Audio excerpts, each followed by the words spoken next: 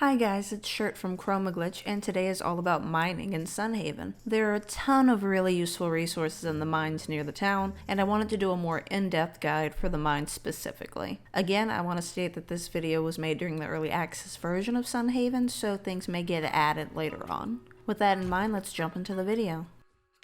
If you previously played Stardew Valley, this is directed at you, but before you go into the mines with an inventory full of chests, currently you can't place them down in town or in the mines. I tested this on a couple of different floors and wasn't able to place the chests down. However, you don't really need them.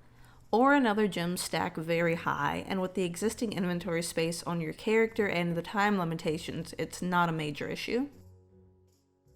Another really good thing that I hope doesn't get patched out is even if you pass out in the mines, you only lose a portion of the money and not the items in your inventory. There also aren't any enemies in the mines, so you don't have to worry about your health as much as, say, going through the forest. You should still take items that regen health and most importantly mana due to some of the spells being very useful in the mines. We'll talk more about that later in the video. There are 5 floors for each of the 5 core metals used in crafting. You'll need to make 5 keys out of each metal to permanently unlock all the floors in the mine. Until you're able to unlock all the floors permanently, you can also find rusty keys hidden on every floor by breaking the stone and ore. These keys temporarily unlock the next floor and allow you to continue progressing through the mines to gather more ore. Much like Minecraft and Stardew Valley, certain materials can only be found deeper in the mines, which means having floors permanently unlocked will come in handy. Every floor also has breakable jars that give various amounts of gold and occasionally ore, so be sure to look out for those as well. On floors 1 through 3, you'll find plenty of stone, copper ore, and coal. These are the most common resources and can also be found on lower levels. Gold ore and sapphire begins to appear on the 4th floor. On the 5th floor, you can find a river of lava, which also means fire crystals will spawn in. It's important to note that fire crystals will spawn near lava, so any of the floors that have lava are fair game when looking for the crystals. On the 6th floor, iron ore will begin to appear. Rubies will also occasionally start spawning on this floor as well. The fire crystal counterpart, water crystals, will also have a higher chance of spawning on floors with water systems such as floor 7. The 8th floor is where the fun begins. You can find adamant ores starting on this level.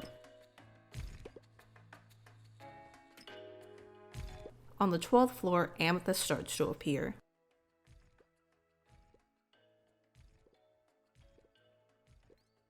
On the 16th floor, diamonds and mithril ore starts to appear.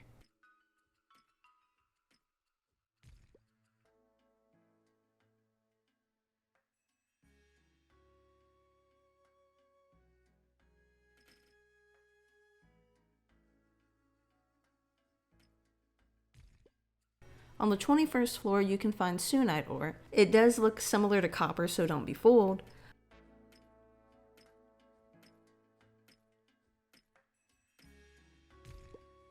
On the 22nd floor, you can find HAVENITE.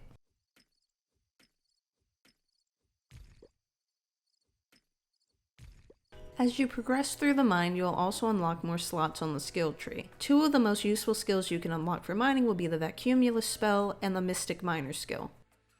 The VACUUMULUS spell can create an explosion around the player's character that deals high levels of damage to any surrounding rock and ore. This makes mining tougher ores such as ADAMANT and MITHRIL a faster process.